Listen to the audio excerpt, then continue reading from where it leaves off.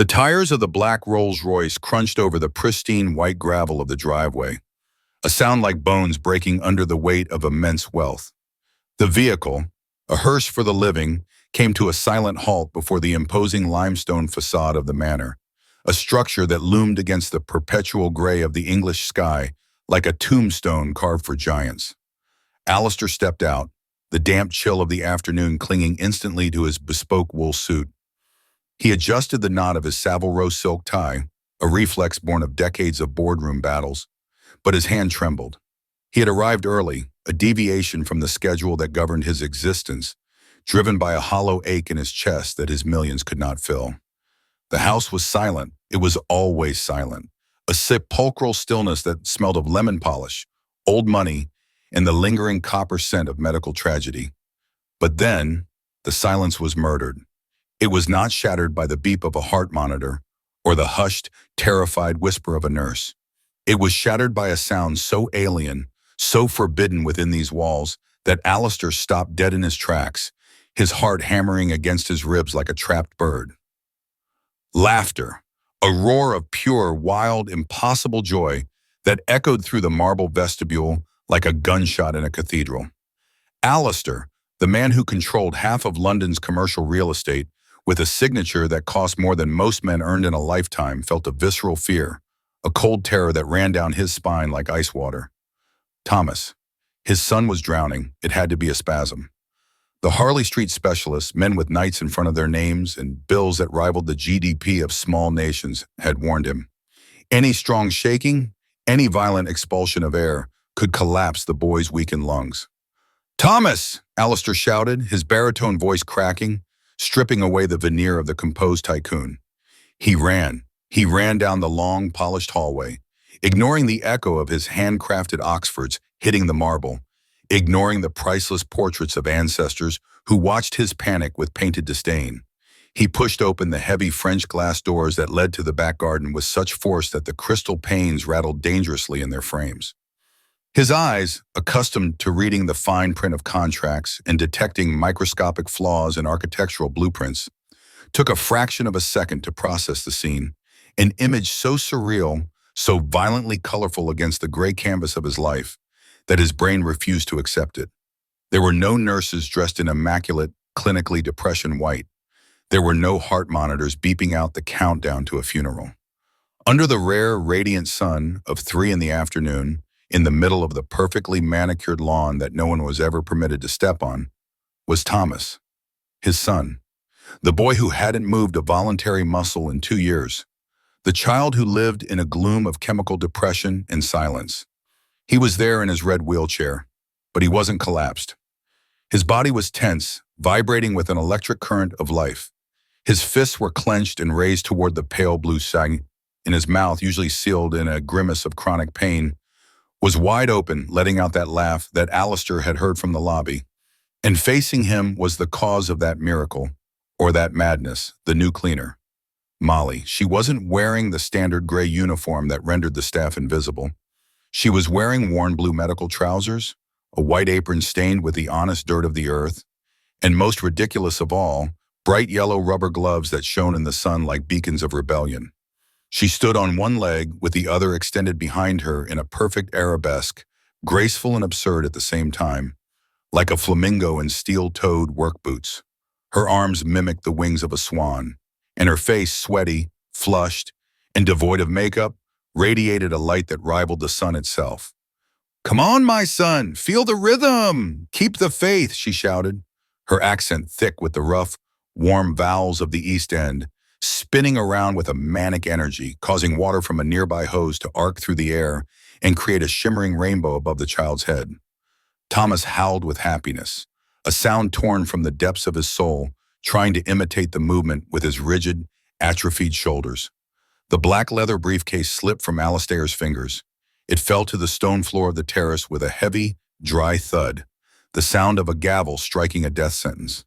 The noise instantly shattered the magical bubble of the garden. Molly stopped dead in her tracks, the momentum of her northern soul spin causing her to lose her balance for a second before she planted both feet on the ground. Her smile faded instantly when she saw the imposing dark figure in the doorway. Alistair was pale, his chest heaving, and there was no gratitude in his eyes for his son's laughter. There was a volcanic fury. He did not see joy. He saw a low-ranking domestic worker playing Russian roulette with the health of a disabled child, exposing him to the damp air, the dust, and unauthorized physical exertion. Alistair took a trembling step forward.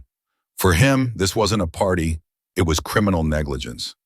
"But what the bloody hell is going on here?" he roared, and his voice made the pigeons on the roof take flight in a panic. Thomas stopped laughing. His arms fell heavily onto the armrests of the chair.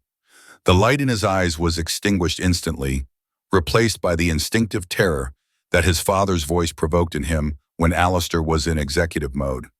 Molly, however, did not lower her gaze. She took off a yellow glove with a dry, sharp snap, took a deep breath of the garden air, and turned to face the master of the house. She didn't look like a frightened maid. She looked like a lioness standing between a hunter and her cub. The collision of two worlds was about to happen. The man who believed that money could fix the broken machinery of life versus the woman who knew that money was useless if the soul was shattered. The silence that followed Alistair's scream was heavier than the humid afternoon air itself. The millionaire descended the terrace steps two at a time, his jaw clenched so tight his teeth ached, moving towards the wheelchair as if he were rescuing Thomas from a kidnapping. "Stay away from my son," Alistair ordered, pointing an accusing finger at Molly, a finger that had fired thousands. Molly immediately took a step back, not out of fear, but to give the father space. However, she didn't leave. She stood there with her gloved hands pressed against her dirty apron, watching as Alistair knelt frantically beside Thomas's chair. "Thomas, son, look at me." Alistair cupped the boy's face in his large, manicured hands, searching for signs of fever, of suffocation, of pain. "Does anything hurt? Have you been hurt? Why are you so red? Are you sweating?" He took a monogrammed silk handkerchief from his pocket and began wiping the sweat from the boy's forehead with abrupt, nervous movements. "It's sweat, Mr. Alistair," Molly interjected in a firm voice that contrasted sharply with her lowly posture. "It's sweat because he's moving, because he's alive." Alistair stood up abruptly, turning to face her with a look that would have withered an entire board of directors. "You be quiet," he snapped. "You're here to clean the bathrooms and dust the skirting boards, not to drag my son out in the damp and force him to put on this ridiculous show. Do you have any idea how fragile his spine is? Do you know how much I pay the specialist to tell me he needs complete bed rest? The specialists charge you to keep him still. I don't charge you anything to make him happy," Molly retorted, quick as a whip. The audacity of her response left Alistair momentarily speechless. No one spoke to him like that, much less someone wearing rubber boots and smelling of detergent. "You're fired," Alistair said in a low, menacing voice that rumbled like thunder. "I want you to pack your things and leave my property in 10 minutes. If I see you here when I come back out, I'm calling the police for child abuse." At that moment, a guttural, desperate sound emerged from Thomas's throat. "No, do you?" Alistair froze. He turned slowly towards his son. Thomas never spoke. His depression had plunged him into selective mutism for months, but now the boy was fighting against his own body, his face red from the effort, the veins in his neck standing out like cords.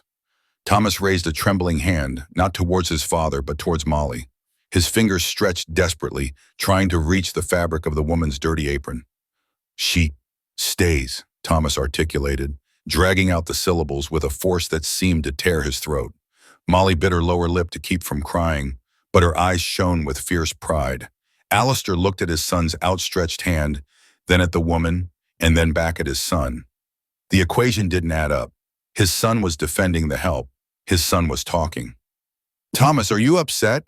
Alistair began, trying to regain control of the situation through logic. "She dance!" Thomas shouted. And for the first time in years, he looked his father in the eyes with defiance, not with submission. "I dance." On the threshold of the door, a dark shadow materialized. It was Mrs. Danvers, the head housekeeper. She wore her immaculate black uniform like armor, and a fake expression of concern painted on her austere face. She had been watching from the window, waiting for the exact moment to intervene. She hated Molly. She hated her youth, her energy, And above all, she hated how Thomas seemed to come alive when that nobody from the East End entered the room. "Mr. Alistair," said Mrs. Danvers, advancing with silent steps like a viper gliding over moss. "I'm very sorry about this. I warned this girl to follow protocol. I told her the child needed his nap, but she is uncontrollable. Look at him. The poor child is on the verge of a collapse." Mrs. Danvers placed a hand on Alistair's shoulder, validating his fear. "She's right," Alistair murmured, reverting to his cold logic. Thomas's emotion was not improvement. It was hysteria caused by a stranger. He turned to Molly, hardening his heart at the sight of her pleading eyes. "Don't make me call security. Out."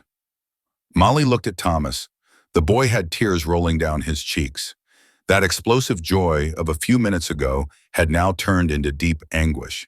If she left now, he would sink back into the well, and this time he might not come out.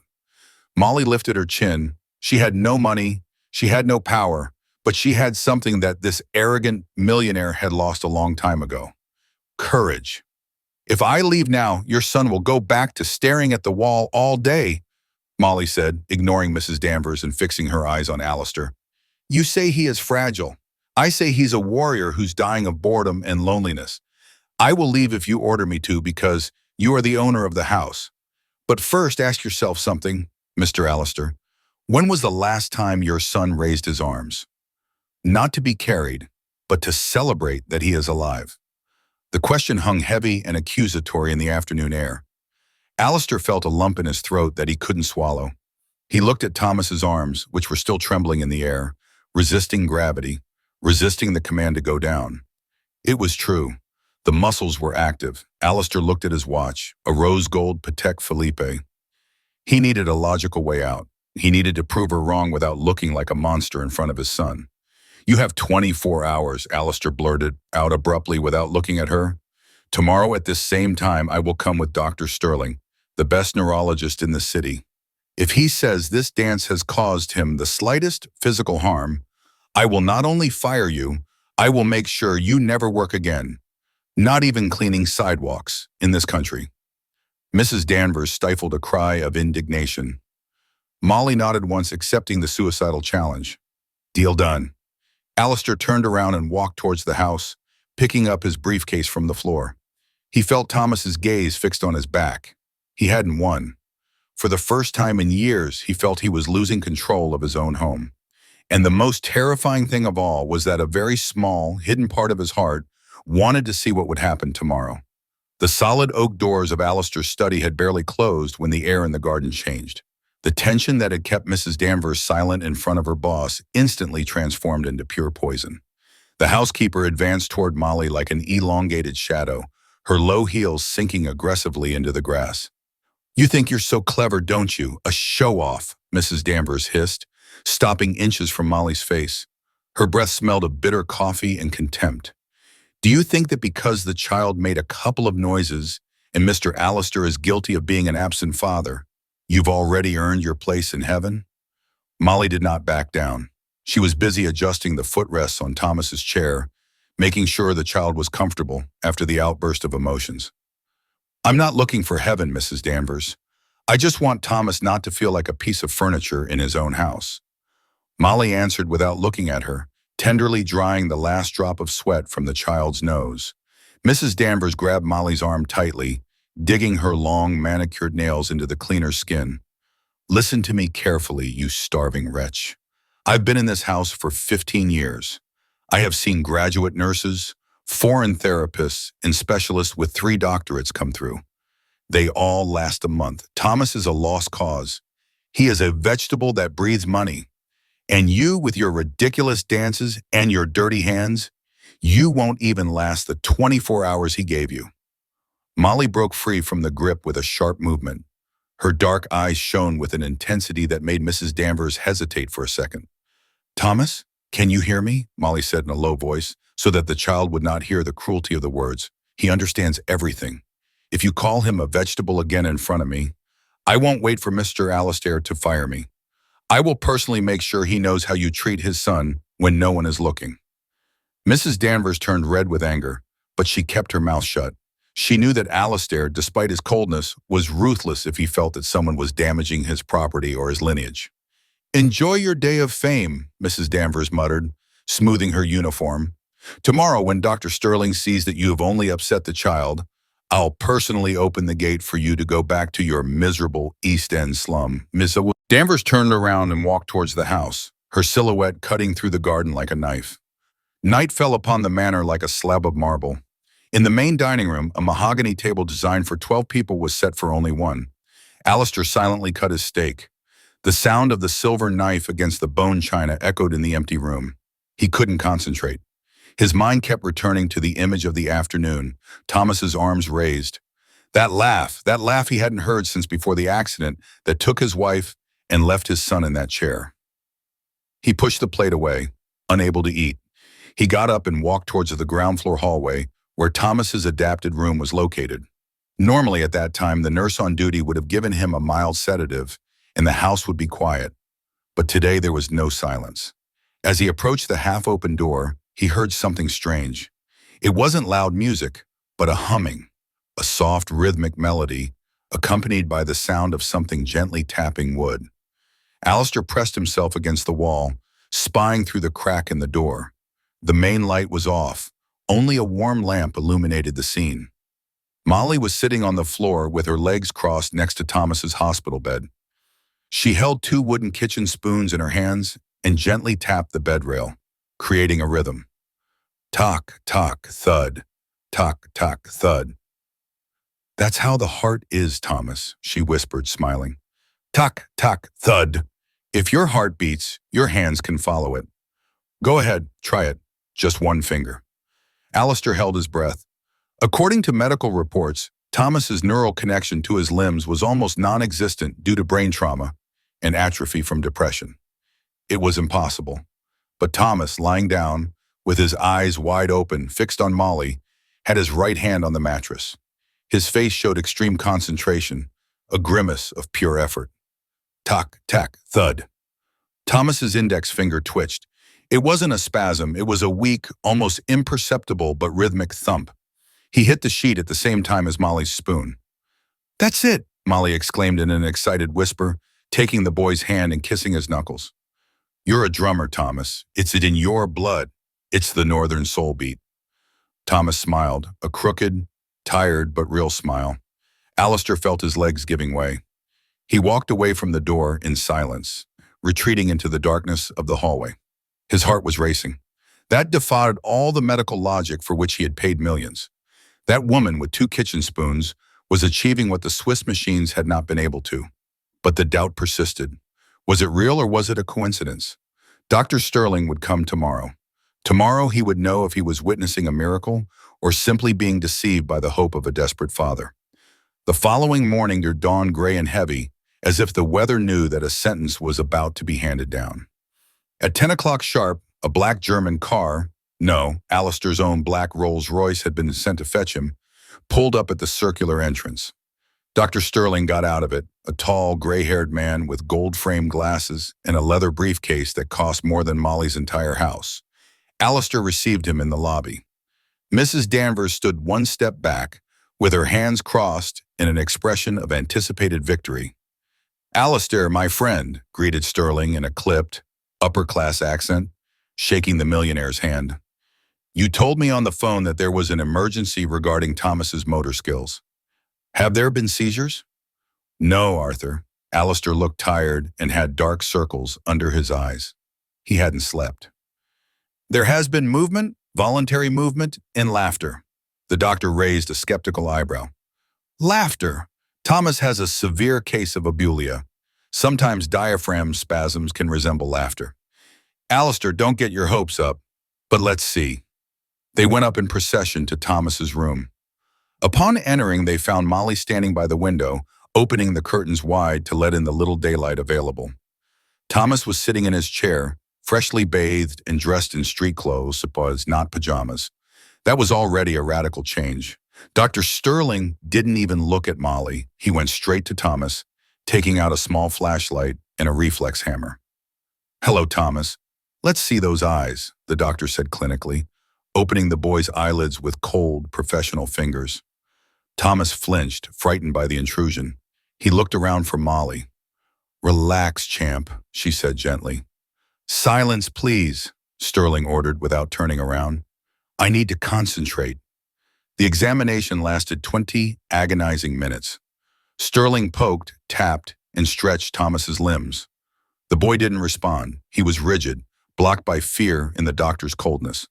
Every time the doctor asked him to move a finger, Thomas became more paralyzed. Alistair watched from the corner, feeling his hope crumble second by second. "Nothing," Sterling finally declared, putting away his instruments. "The reflexes are the same as they were 6 months ago. Alistair, what you saw yesterday was probably an involuntary reaction to stress or overstimulation. There's no conscious connection. Thomas's brain is still disconnected." Mrs. Danvers let out an audible sigh, a mixture of feigned pity and genuine triumph. She looked at Molly with a mocking smile. "I'm so sorry, Mr. Alistair," Mrs. Danvers said. "I already told you that these uneducated people only bring false hope." Alistair closed his eyes in defeat. The sting of disappointment was worse than ever. "Thank you, Arthur," Alistair murmured. "Thank you for coming so quickly." "Wait," Molly's voice cut through the air. Everyone turned. Dr. Sterling looked at her as if a piece of furniture had spoken. "He won't move because you're treating him like a broken-down car, not like a child," Molly said, stepping into the center of the room. Her hands were trembling, but her voice wasn't. "Thomas doesn't respond to fear. He responds to life."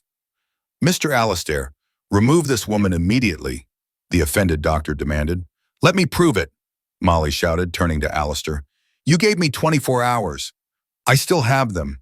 Give me 2 minutes. Alistair looked at the doctor, then at Mrs. Danvers, and finally at Molly. There was something in her desperation that reminded him of his wife. 2 minutes, Alistair conceded. Molly wasted no time. She didn't use hammers or flashlights. She ran to a small portable music player she had brought from home and placed it on the nightstand. She pressed a button. A soft, cheerful northern soul track, a driving beat with soulful horns, began to play. Dr. Sterling let out a disbelieving laugh. "This is a joke." Molly ignored the doctor, approached Thomas, crouched down to his level, and began gently patting her own legs to the rhythm of the music. "Thomas, look at me," she said, smiling broadly. "Forget about the man in the white coat. We're in the garden, you and I, remember? 1, 2, 3, 1, 2, 3. Molly took Thomas's limp hands and began to move them to the rhythm. The boy watched her, his eyes filled with tears, not of sadness, but of connection. The music filled the empty space that medicine couldn't touch. "You can do it, my king. Show your dad. Up you go." And then it happened. It wasn't a subtle movement. Thomas, propelled by a force that came from deep within him, let go of Molly's hands and, with a titanic effort that made his whole body vibrate, he raised his right arm, lifted it high above his head, and opened his hand as if he wanted to grasp the ceiling. "Ah!" Thomas shouted, a hoarse and powerful cry of victory. Dr. Sterling dropped his pen. Mrs. Danvers took a step back, hitting the wall, her face as pale as paper. Alistair stood petrified. He wasn't seeing a reflection. He was seeing will. He was watching his son struggle. Thomas held his arm up for 5 eternal seconds before letting it fall, exhausted but smiling. The silence in the room was absolute, broken only by the cheerful music that continued to play. Alistair walked slowly to the chair, ignored the doctor, knelt in front of his son, and took the raised hand. He kissed it, and a single tear, the first in years, rolled down the millionaire's cheek. "I saw him," Alistair whispered. "I saw him, son." He stood and turned to Dr. Sterling, pulling his iron mask back on, but with a new energy in his eyes. "Arthur, send me the bill and take your hopeless diagnoses with you. My son just contradicted 10 years of medicine." The doctor, red with embarrassment and confusion, gathered his things and left, muttering unintelligible scientific excuses. Alistair turned to Molly. She was panting as if she had raised the arm herself.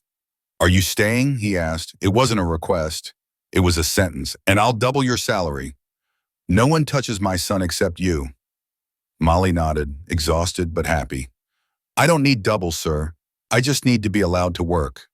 In the corner, Mrs. Danvers watched the scene. Her plan had failed. Her authority had been destroyed in 2 minutes of Northern Seoul.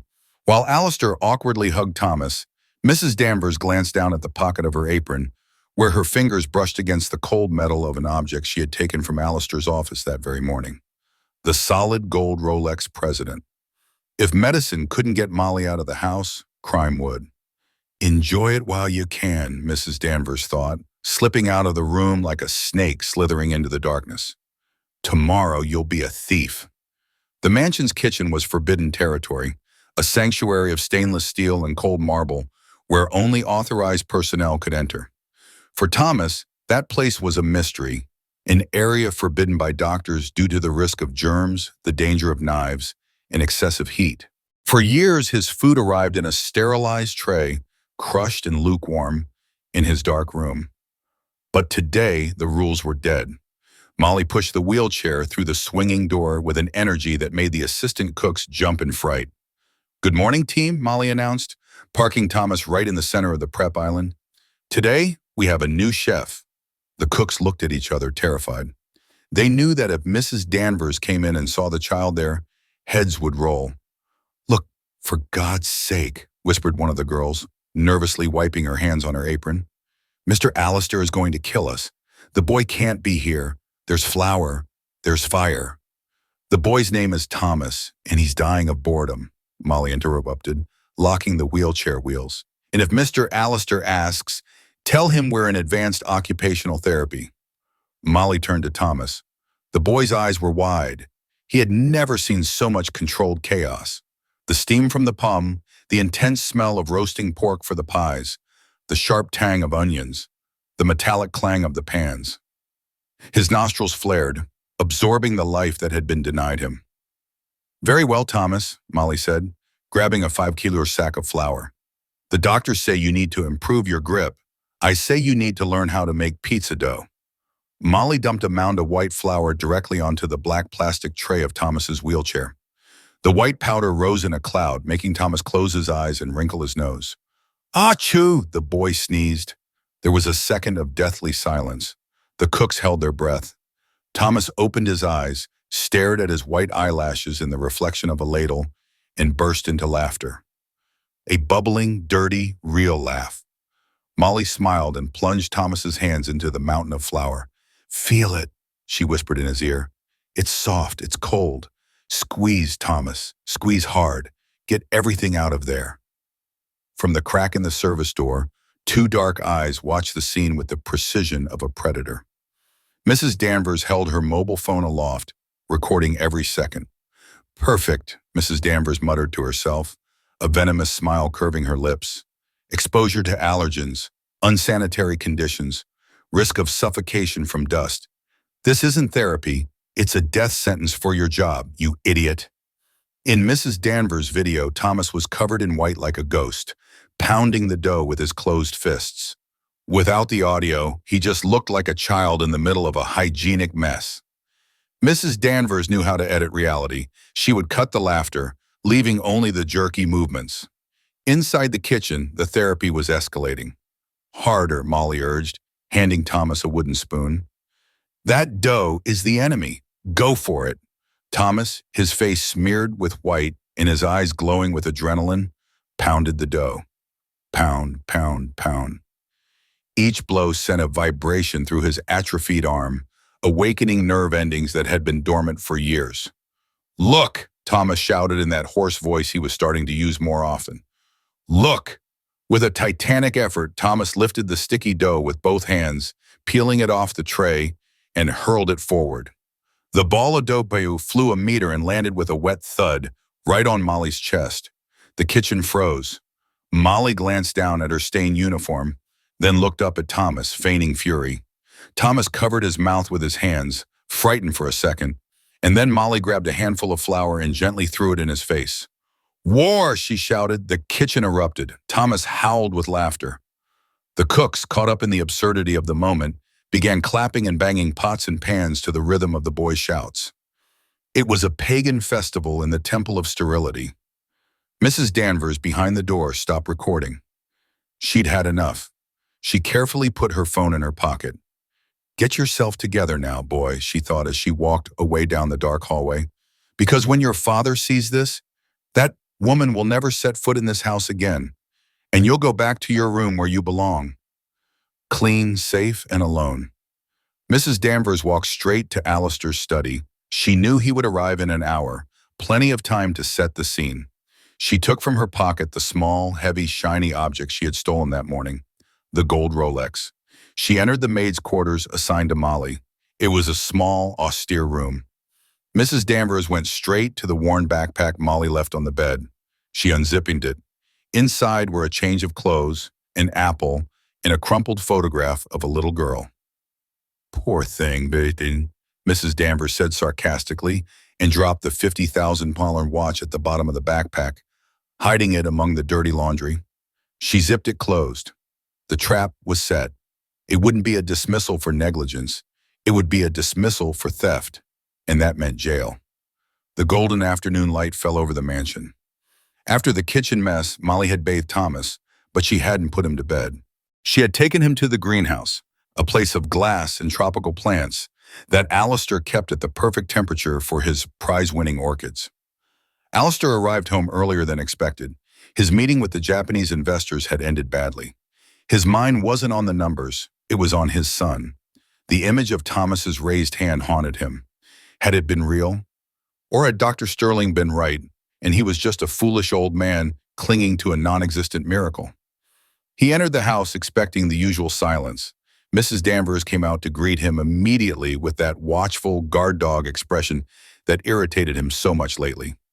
"Mr. Alistair," she said, taking his coat, "I have to inform you of something very serious that happened in the kitchen today.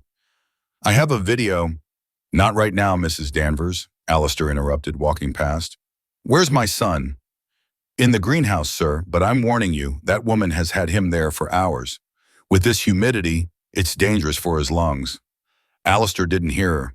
He walked toward the greenhouse. His footsteps on the gravel path outside were silent. When he reached the glass structure, he didn't go in. He stayed outside, hidden behind a huge fern, looking through the transparent panels.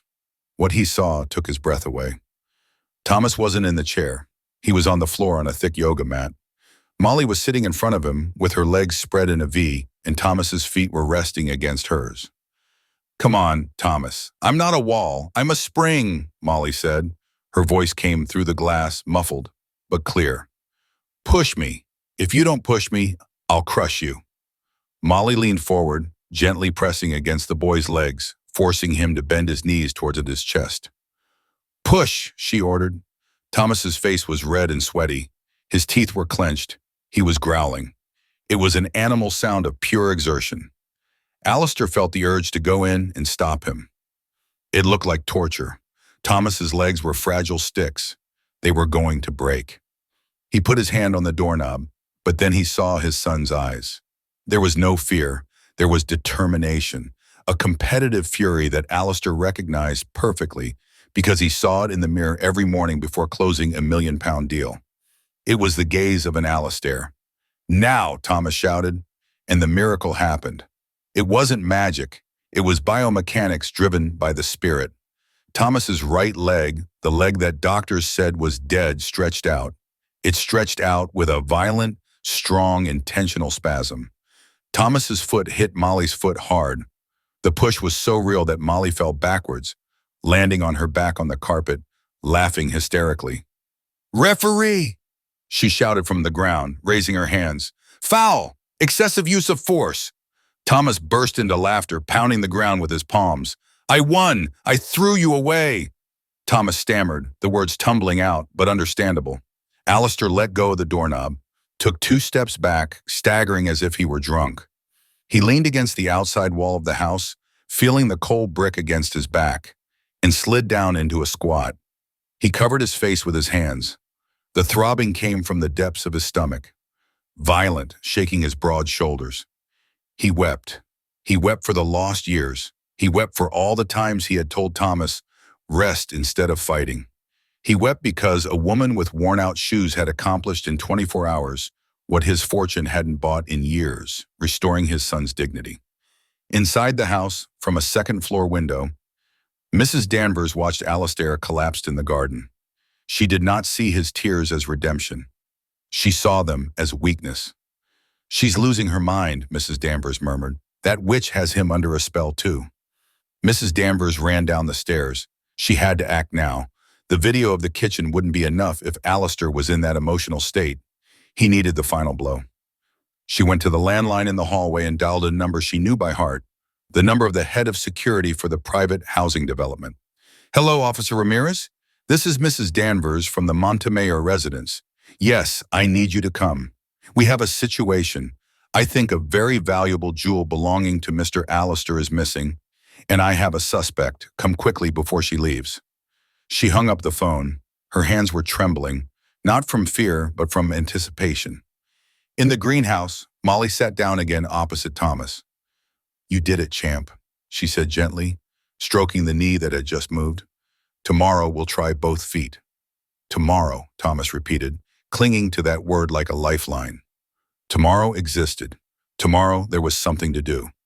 Molly looked towards the house. She had a bad feeling. She felt a shadow looming over them, a coldness that contrasted with the warmth of the greenhouse. But she looked at Thomas and smiled. "Yes, we're flying tomorrow." She didn't know the security sirens were already on their way. She didn't know that her morning was about to be canceled. Alistair dried his tears, adjusted his tie, and stood up.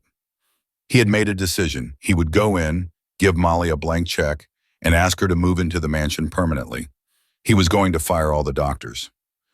The sound of a patrol car braking on the gravel at the main entrance broke the air.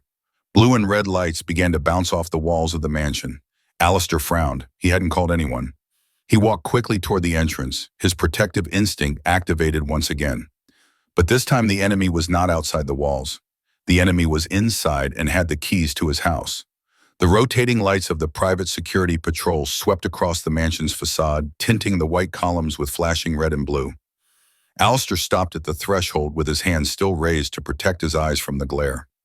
His heart, which a few seconds ago was beating with the euphoria of a miracle, was now contracting with a dark premonition. Officer Ramirez, a burly man in tactical gear with a stern face, got out of the vehicle, adjusting his belt. Behind him, two other guards deployed with military professionalism. "Good afternoon, Mr. Alistair," said Ramirez, touching his cap. "We received the emergency call. We are here to secure the perimeter and process the suspect." Alistair went down the steps with a frown. "Call? What call? Ramirez, I don't know what you're talking about." "I haven't called anyone." "It was me, sir." Mrs. Danvers' voice sounded behind him, trembling and distressed. The housekeeper left the house with a handkerchief in her hand, drying an invisible tear. "You?" Alistair looked at her in disbelief. "Mrs. Danvers, I'm in the middle of something important with my son. What the hell is going on?" Mrs. Danvers approached him, lowering her voice so the guards wouldn't hear, creating a false sense of intimacy between conspirators. "Sir, I didn't want to alarm you without being sure. But this morning when I went into your study to drop off the coffee, I noticed that the watch display case was ajar." Mrs. Danvers paused dramatically, looking at the ground. "The Rolex president is missing. The solid gold one. The one your father gave you." Alistair felt a blow to his stomach. That watch wasn't just gold. It was history. But his mind, still in the greenhouse, rejected the material priority. "It's a watch, Mrs. Danvers, and I probably left it at the club or on the nightstand. Cancel this." "I looked for it, sir. I searched the whole house," Mrs. Danvers insisted, squeezing Alistair's arm. "And nobody came into the study today. Nobody except the new girl. I saw her leaving there with the trash this morning, looking all around as if she were scared." "Molly?" Alistair let out a dry, nervous laugh. "Mrs. Danvers, please. That woman just got Thomas to move one of his legs. Do you think I care about a clock when she's saving my son?" Mrs. Danvers' gaze hardened. She knew she had to play her strongest card, the natural distrust of the rich. "Con artists are charming, sir. They gain trust. They win over the child. And while you watch the miracle with one hand, your wallet is stolen with the other. I'm just asking that you review it. If she has nothing, I will beg your forgiveness on my knees. But if she has your watch, she's going to leave your son in the hands of a criminal." At that moment, the sound of wheels on gravel interrupted the conversation. Molly pushed Thomas's chair from the garden path, humming a song, oblivious to the storm that had formed at the entrance. Thomas came with his head held high, dirty with dirt, but radiant. Upon seeing the police lights, Molly stopped dead in her tracks. Her smile faded. "Did something happen?" she asked, looking at the armed guards. Officer Ramirez took 2 steps forward, blocking her path to the door. "Ma'am, we need to check your belongings. Standard procedure when a theft is reported." Molly looked at Alistair, seeking an explanation, a defense, but Alistair was silent, looking alternately at Mrs. Danvers and at her. Doubt, that poisonous seed that Mrs. Danvers had planted, was beginning to germinate. It was possible. It was all an act. Thomas's laughter, the dancing, was all a smokescreen to rob the house. Molly let go of the chair's handlebars and stepped forward indignantly. "I haven't stolen anything. I've been with the child all day." "Then she won't mind if we check her backpack," Mrs. Danvers said, pointing to the worn bag hanging from Molly's shoulder. "Check it out," Molly screamed, taking off her backpack and throwing it at Ramirez's feet. "I have nothing to hide. I am poor, not a thief." Thomas, sensing the violence in the air, began to moan.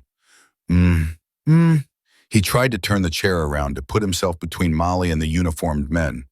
Ramirez ducked down. The sound of the zipper opening sounded like a scratch in the tense silence of the afternoon. Alistair held his breath. "Let there be nothing." He prayed internally. Please, let there be nothing. He wanted to be wrong. He wanted to fire Mrs. Danvers for being paranoid. The guard reached into the backpack, pulled out a sweaty t-shirt, a bruised apple, some keys, and then his hand stopped at the bottom. Mrs. Danvers smiled, a micro-expression that vanished instantly. Ramirez pulled.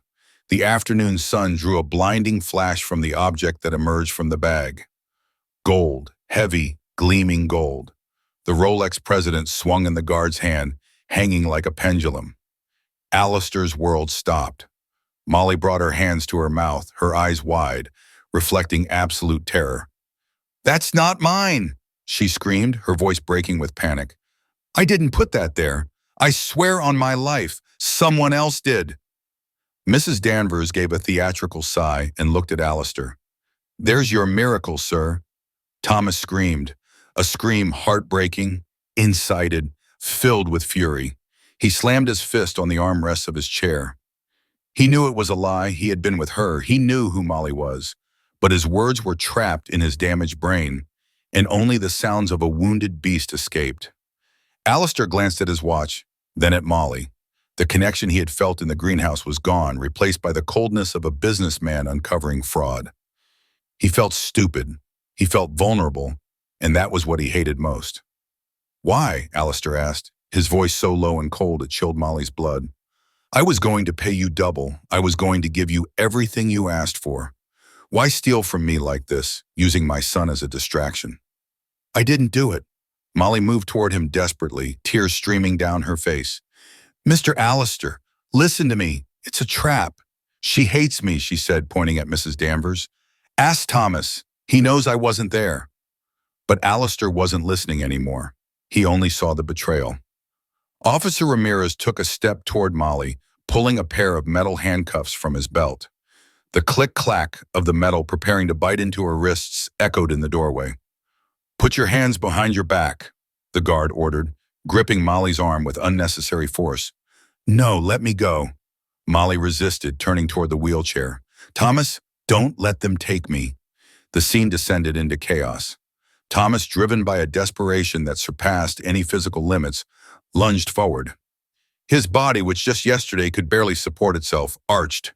His hands grabbed the wheels, and the chair shot toward the guard, slamming into Ramirez's legs.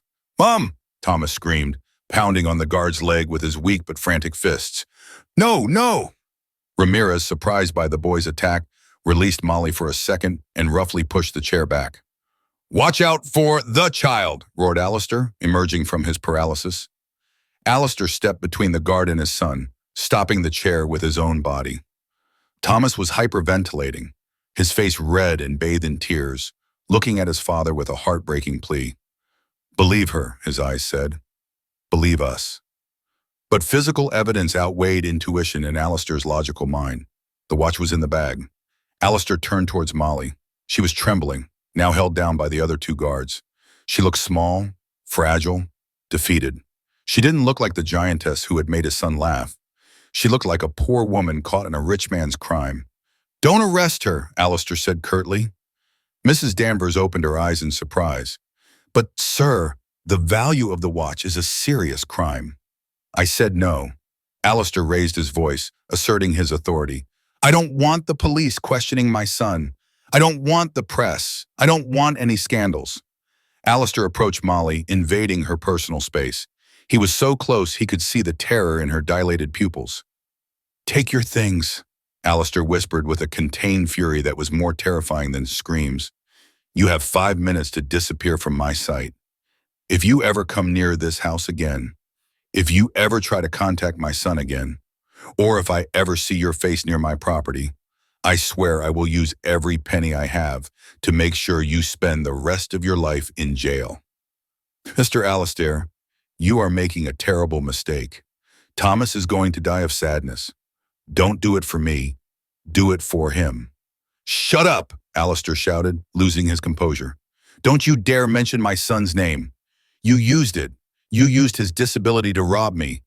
You are the worst thing that has ever set foot in this house." Molly looked at Thomas. The boy had stopped fighting. He was slumped in the chair, looking at her with infinite sadness, as if he knew this was the end of the dream. "I'm sorry, my love," Molly said to Thomas, ignoring the men. "Keep moving. Can you hear me? Tuck, tuck, thud. Keep up the rhythm. Don't let them turn you off." "Get her out of here, now," Alistair ordered, turning away so he wouldn't see her again. Ramirez pushed Molly toward the exit gate. She didn't resist any longer. She walked with her head held high, though tears blurred her vision, dragging her feet in the rubber boots that had danced hours before. The large wrought iron gate closed with a metallic clang that echoed like a final gunshot. Clang.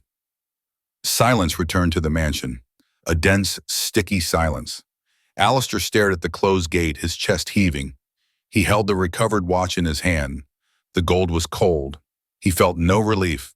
He felt an immense emptiness, as if he had just thrown a diamond in the trash to get a lump of coal. Mrs. Danvers approached Thomas's chair with a rehearsed maternal smile. "It's over now, my boy. That wicked woman is gone. Now let's go inside. I'll give you a hot bath, and you'll forget all this. Tomorrow will be another day." Mrs. Danvers placed her hands on Thomas's shoulders to turn the chair around. The reaction was instantaneous and violent. Thomas turned his head and sank his teeth into Mrs. Danvers' hand with all his might. "Ow!" Mrs. Danvers howled, dropping the chair and jumping back, shaking her hand, which now bore the red mark of a deep bite. "Thomas!" Alistair scolded, horrified. Thomas didn't look at his father. He spat on the ground towards Mrs. Danvers' shoes. His eyes, once full of light, were now two dark wells of pure hatred. With a sudden movement, Thomas hit the wheels of his chair. He didn't wait for anyone to push him. It spun around and headed towards the house, rolling furiously away from the two adults who had just destroyed his world. Alistair watched his son walk away. For the first time, Thomas moved on his own, with strength, with autonomy. It was what Alistair had always wanted to see. But the cause wasn't overcoming adversity. The cause was resentment. Alistair looked at Mrs. Danvers, who was rubbing her hand while whimpering. "Go get that treated," said Alistair dryly, not because of the wound, but because of the whole situation. He was left alone in the driveway. Night had completely fallen. He looked at the watch on his hand. Tick, tick, tick. The second hand ticked inexorably onward. "What happened?" he murmured to the wind. But the wind did not respond. And inside the house, the lights in Thomas's room suddenly went out, plunging the mansion into darkness. The boy had declared war. The Montemayor mansion had become a mausoleum. 48 hours. That was the time it took for the light to completely go out in Thomas's eyes. There were no screams or tantrums. There was something much worse. Silence. A dense and suffocating silence crept through the luxurious hallways, filling every corner that had previously vibrated with Molly's northern soul. Alistair entered his son's room with a silver tray in his hands. It was 8:00 p.m. "Thomas, son," said Alistair, forcing a lively voice that sounded fake even to him. "Look what the chef brought, your favorite pasta, with extra cheese. Just the way you like it." Thomas was lying on his side, looking towards the wall. The red wheelchair, which 2 days earlier had been his vehicle of freedom, was tucked away in a corner, covered with a blanket like a disused piece of furniture. The child did not move, nor did he even blink. Alistair placed the tray on the nightstand. The lunch plate was still there, untouched. The breakfast one, too. "You have to eat something, champ," Alistair pleaded, sitting on the edge of the bed. He tried to touch his son's shoulder, but Thomas imperceptibly shrank back, a visceral rejection of contact with his father.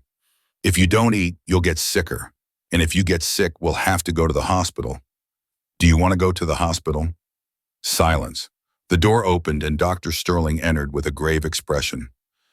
Alistair jumped up, searching for an answer, a pill, a magic solution he could buy. "Well?" Alistair asked from the hallway, closing the door so that Thomas wouldn't hear. "Your vital signs are dropping, Alistair," the doctor said bluntly. "His heart rate is dangerously low. It's not a virus, it's not bacteria, it's resignation." "Resignation? What are you talking about?" "Your son has decided to shut down. In medical terms, it is a severe analytic depression due to traumatic separation. He has lost his security link." The doctor took off his glasses. "Alistair, to be brutally honest, that child doesn't want to be here, and his body is obeying him. If he doesn't eat again within 12 hours, we will have to intubate him and feed him through a nasogastric tube." Alistair felt the ground open up beneath his feet. Intubate him. Tie him to a bed again, just as he had started to move. "Damn it," Alistair whispered, punching the wall. Mrs. Danvers appeared at the end of the hallway carrying clean towels. She stopped when she saw the boss looking upset. "Is the child still being capricious, sir?" she asked in her helpful tone. "If you'll allow me, I can try to feed him the soup. Sometimes he needs a firm hand." Alistair looked at her. For a second, he saw something in Mrs. Danvers' eyes. It wasn't concern, it was impatience. "Don't go in there," Alistair growled. "Every time you go in, he gets worse. Your presence upsets him." "I just want to help, sir," she replied, offended, clutching the towels. "After all, I'm the only one left loyal to this house, unlike that thief who almost deceived us all." The mention of Molly was like salt in Alistair's open wound. "Go to your room, Mrs. Danvers. I don't want to see anyone." Alistair went back into the room, sat down in an armchair in the dim light, and looked at his son.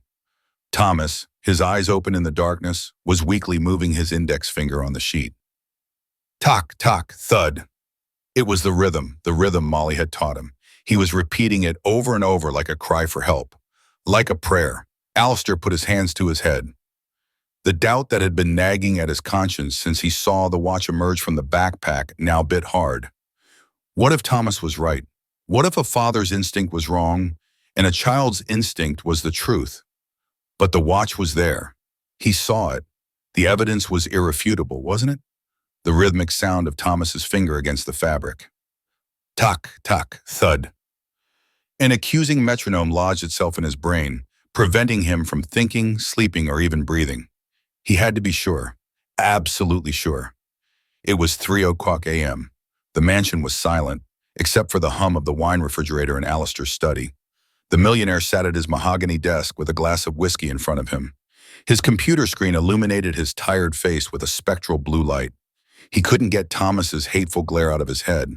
He needed validation. He needed to see once more the proof that Molly was guilty so that he could sleep, so that he could say to himself, "You did the right thing. You protected your son from a criminal." He opened the internal security system. Montemayor surveillance system. Enter password. His fingers clicked rapidly. He accessed the recording file. Camera 04, main office. Date October 12th. He selected the time 9:00 a.m. The moment Mrs. Danvers said the display case had been forced open. The video loaded. The image was crisp and high definition. The office was empty. Morning light streamed through the windows. Alistair fast-forwarded the recording. 9:15 a.m., 9:30 a.m. The office door opened. Alistair leaned toward the screen, expecting to see Molly's worn blue uniform, expecting to see her sneak in. But the person who entered wasn't wearing blue. She was dressed in immaculate black. It was Mrs. Danvers. Alistair blinked, confused. Well, she was the housekeeper. She had the right to come in to clean or deliver coffee, but Mrs. Danvers wasn't bringing coffee, and she wasn't bringing feather dusters. On the screen, Mrs. Danvers stood in the doorway for a few seconds, glancing left and right down the hallway with a paranoid air of surveillance that Alistair had never seen in her. She closed the door softly behind her. Alistair felt an icy chill in his stomach. Mrs. Danvers walked straight to the watch display case. She didn't hesitate, didn't dust. She took a small key from her apron, a key supposedly only Alistair had, and unlocked the glass. "It can't be," Alistair whispered, his voice choked with emotion. The woman on the screen picked up the gold Rolex President.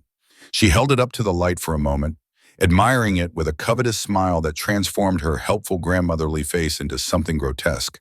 Then, with a swift movement, she slipped it into the deep pocket of her apron, closed the display case, smoothed down her uniform, and before leaving, did something that chilled Alistair to the bone. She glanced at the desk, at the framed photo of Thomas and Alistair, and raised her middle finger. An obscene gesture of utter contempt.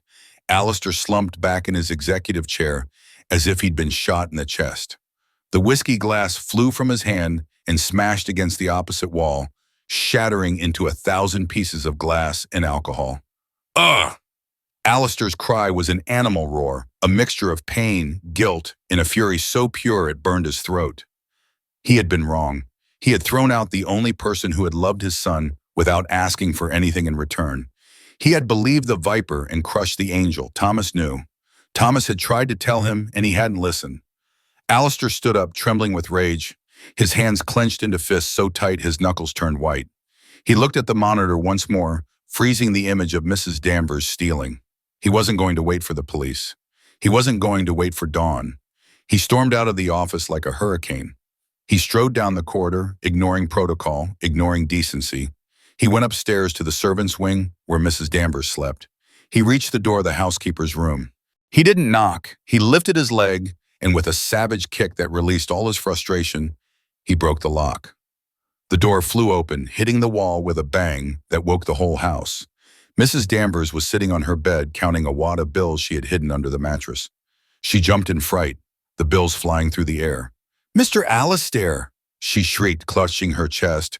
"What are you doing? You nearly scared me to death." Alistair entered the room.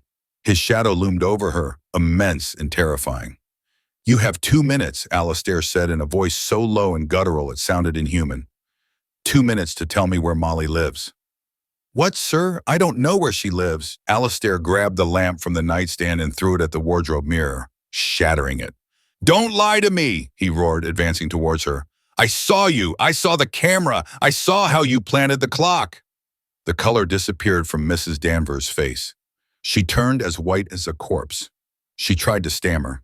She tried to make up an excuse, but Alistair's murderous glare paralyzed her. "Speak up, or I swear you won't walk out of this room." Alistair grabbed her by the shoulders of her nightgown and shook her. "Where is she?" "In the East End," Mrs. Danvers screamed, terrified, crying for real for the first time. "She works in the old market. Please don't hurt me." Alistair let go of her with disgust, as if he had touched garbage. Mrs. Danvers fell onto the bed, trembling. "Get out," Alistair said, breathing heavily. "If you're still in my house when I get back, I'll turn you into the police myself. And make sure you pray that my son forgives me, because if he doesn't, I'll chase you to hell." Alistair turned around and ran away. He didn't change his clothes. He didn't put on comfortable shoes. He went down the stairs, skipping 3 steps at a time. He arrived at the garage and got into his luxury sports car, the Porsche, faster than the Rolls. The engine roared, awakening the echo in the early morning. The East End, on the other side of the city, in the area where people like Alistair never went, beckoned. He accelerated. The tires squealed against the asphalt. He was going to look for her. He was going to beg her. He was going to do whatever was necessary, because now he knew that his son's life depended on a woman in yellow gloves whom he had humiliated. Alistair's black Porsche entered the East End like a spaceship landing on another planet. The perfect asphalt of the highway had given way to cobbles and cracked pavement, full of potholes that rattled the underside of the sports car with painful crunching sounds. But Alistair didn't care if he reckoned the suspension. All he cared about was arriving. Dust and diesel fumes rose in suffocating clouds in its wake. People stopped on the narrow sidewalks to stare. Children ran behind the car, pointing at the obscene luxury that invaded their misery. Alistair was driving with one hand on the steering wheel and the other wiping the cold sweat from his forehead. His GPS had stopped working 3 blocks away. In this place, digital maps did not exist. He stopped abruptly in front of a square packed with street vendor stalls. It was the local market. The noise was deafening. Shouts from vendors, music from old radios, barking of stray dogs. The smell of fried food, ripe fruit, fish, and an open drain hit Alistair when he got out of the air-conditioned car. He was wearing his 3-piece Italian suit, now wrinkled, and his tie was undone. He looked like a castaway from high society. "I'm looking for Molly," Alistair shouted, addressing an elderly woman selling pork pies on a corner. "Molly, she works here." The woman looked at him suspiciously, spitting on the ground near his shiny leather shoes. "There are many Mollys here. Governor, who are you looking for? The one who owes money, or the one who is owed money?" "The one who dances," said Alistair, feeling ridiculous. "She is young. She has curly hair. Please, is this a matter of life or death?" The old woman squinted, assessing the genuine despair on the rich man's face. She pointed with a gnarled finger towards the back of the market, where cargo trucks were unloading heavy merchandise. At the loading dock, unloading potatoes. Alistair ran. He ran dodging crates of chickens, jumping over puddles of black water, gently pushing aside people who got in his way. His heart was beating so hard that his ribs hurt. He arrived at the truck area and saw her there. The image was a punch to the gut, more painful than any physical blow. Molly was not wearing her blue medical uniform. She was wearing dirty jeans and a gray t-shirt soaked with sweat. She was carrying a wooden box full of tomatoes over her shoulder. Her arms, those same arms that had held Thomas so gently, were tense, marked by the brutal effort. A fat foreman was yelling at her from the truck platform. "Faster, girl! If you don't unload that before noon, you don't get paid." Molly did not respond. She gritted her teeth, lowered her head, and walked toward the warehouse, staggering under the weight. Alistair felt like the smallest person in the world. He had accused her of stealing a watch worth more than she would earn in 10 years carrying boxes, just to protect his ego. He had humiliated her, and instead of giving up, she was there breaking her back to survive with dignity. "Molly!" Alistair's voice broke. She stopped. The sound of her name spoken by that familiar voice made her freeze. She turned around slowly with the box still on her shoulder. When her eyes met Alistair's, there was no joy. There was fear. Molly took a step back, almost losing her balance. "I didn't do anything," she shouted defensively, thinking he had come with the police to finish the job. "I'm gone. Leave me alone." Alistair moved forward, ignoring the mud that stained his pants. "Molly, please wait." "Go away!" Molly dropped the box. The tomatoes rolled across the dirty floor, getting squashed. The foreman started shouting insults, but Alistair didn't even hear him. "He comes to mock me. He comes to see how I live. He already has his watch.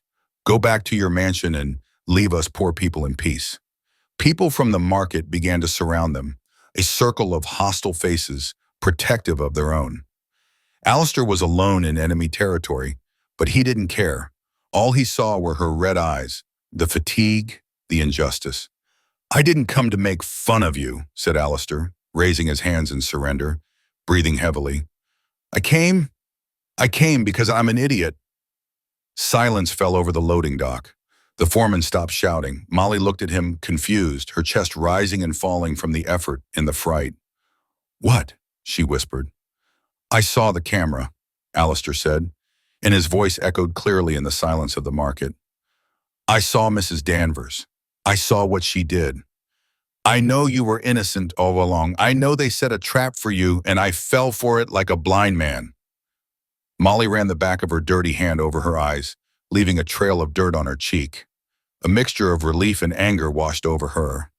"Now he knows," she said bitterly, trembling. 2 days later, "Do you know what it's like to be shoved out like a criminal? Do you know what it's like to be looked at like that? You have cameras to see the truth, Mr. Alistair. We only have our word, and mine meant nothing to you." Alistair nodded, swallowing the lump in his throat. He accepted every word, deserved every reproach. You're right. It meant nothing because I was arrogant. I believed in a gold watch before my own son's laughter, and I don't expect you to forgive me. I don't deserve your forgiveness.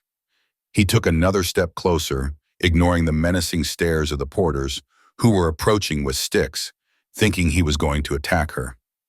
But Thomas, Alistair's voice broke when he called his son's name. Thomas is dying, Molly. Molly's mask of toughness cracked instantly. What? She asked, and this time it was a whisper of pure terror. What happened to him? What happened to him? He stopped eating, he stopped moving, he's given up. He's in bed staring at the wall. The doctor says it's a matter of hours before they have to hook him up to machines again. He hates me, Molly. My son hates me, and he's right. But he's calling you, moving his finger, keeping the rhythm. Tock, tock, thud, he's calling you.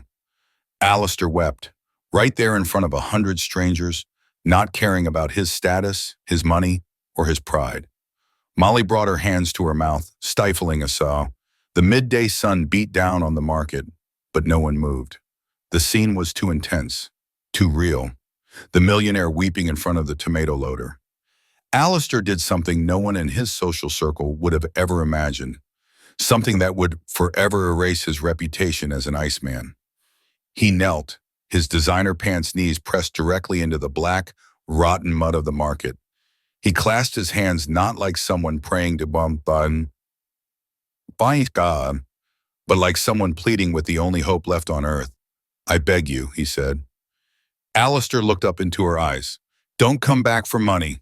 I'll give you whatever you want, yes, but I know that doesn't matter to you. Come back for him, save him, because I have all the money in the world and I'm useless. You're the only thing keeping him alive. A murmur rippled through the crowd. The market women crossed themselves. The foreman uncomfortably removed his cap. Molly looked at the kneeling man.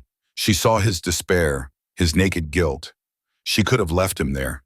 She could have spat on him and told him to go to hell, exacting revenge for the humiliation she'd suffered. Her wounded pride screamed at her to do it. But then she thought of Thomas. She thought of his shining eyes when he threw the pizza dough. She thought of his victory cry as he raised his arm. She thought of that boy trapped in a cage of gold and silence, waiting for a sound, a rhythm only she knew how to make. Molly closed her eyes and took a deep breath. The smell of the market disappeared. She could only hear the tack-tack thud in her heart. She opened her eyes. They were hard, determined. Get up, she said firmly. Alistair looked at her without daring to move. I said to stand up, Alistair, she repeated, using his first name for the first time without the sir. The hierarchy had broken down. Now they were equal, or perhaps she was superior. Alistair stood up clumsily, stained, defeated. I'm not coming back for you, Molly said, digging her finger into his chest, staining his white shirt with dirt. Not for your money, not for your big house. If I come back, it's because that child isn't to blame for having a blind father. Thank you, Alistair whispered. Thank you, but I have conditions. She cut him off implacably. New rules. Alistair nodded frantically. Whatever you say. One, Mrs. Danvers is gone. I don't want to see her again. If she's in the house, I'm not going in. It's settled. I'll kick her out today. 2, no more absurd medical protocols. If Thomas wants to go out in the sun, he goes out in the sun. If he wants to get dirty, he gets dirty. You don't interfere. I'm his therapist, his friend, and his boss in this. You're just the applauding father. Understood? Alistair swallowed. It was surrendering total control. It was what he feared most.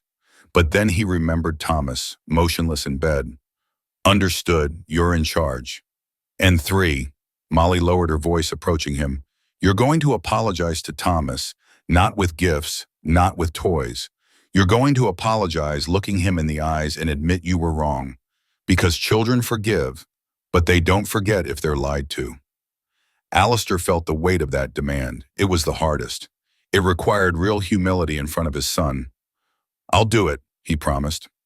Molly nodded curtly. She turned to the foreman, who was still gaping. I quit, she told him. Then she looked at Alistair and pointed to the dusty sports car. Start the car. Thomas has been waiting for 2 days. Let's not keep him waiting another minute. They got into the car. The contrast was stark. The cream leather upholstery was immediately stained with Molly's dirty clothes and Alistair's mud, but neither of them cared. The engine roared and the car shot out of the East End, leaving misery and pride behind. Racing against time toward the mansion where a small heart was threatening to stop beating. The ride was silent. Alistair drove at the speed limit, running red lights. Molly stared out the window, clasping her hands in her lap, silently praying they wouldn't be too late. When the gates of the Montemayor mansion opened, the sun was already setting, painting the sky a dramatic blood red. Alistair stopped at the main entrance. He didn't even turn off the engine. They both ran toward the house. The front door was open. Mrs. Danvers was in the foyer with 2 large suitcases arguing with the security guard who wouldn't let her leave until the master arrived. Seeing Alistair and Molly enter together, dirty and agitated, Mrs. Danvers paled and dropped her suitcases. "Sir, I can explain," Mrs. Danvers began, backing away. Molly didn't even look at her. She swept past like a whirlwind, ignoring the woman who had tried to ruin her life. Her target was upstairs. Alistair paused for a second in front of Mrs. Danvers. "Out," Alistair said. It was an icy whisper. "But my things." "Leave the suitcases. I paid for those things. Leave with only what you're wearing now." Mrs. Danvers opened her mouth, but Alistair's gaze was deadly. She turned and ran into the night with nothing, disappearing from the story forever. Alistair ran upstairs following Molly. When they reached Thomas's room, the door was closed. The silence was absolute. Molly placed her trembling hand on the doorknob. She looked at Alistair. He nodded, letting her in. They opened the door. The room was in dimness. Thomas was still in the same position, curled up in a ball. He looked smaller, more fragile. Molly entered slowly. She sat on the edge of the bed. "Hi, handsome," she whispered, her voice breaking with emotion. "I heard there was a party here, but I see the DJ's asleep." Thomas didn't move at first. His brain took a while to process the voice. It was a dream. He'd dreamt about her many times in the last 48 hours. But then Molly began to drum gently on the mattress. Tock, tock, thud. Tock, tock, thud. Thomas's body tensed, and he turned his head very slowly. His sunken, sad eyes met Molly's dirty, smiling face. The recognition was like an electric shock. He tried to call out, "Thomas," but he had no voice. Molly threw herself into his arms. Thomas buried his face in her neck, crying, clinging to her sweaty t-shirt as if it were the air itself. "I'm already here, my love. I'm here now. No one's taking me away. No one." Alistair watched from the doorway, weeping silently, seeing life return to his son's body with each embrace, with each shared sob. He knew he had to go in, knew he had to fulfill the third condition. It was time for final redemption. The air in Thomas's room was charged with static electricity, that vibration that lingers after a violent storm.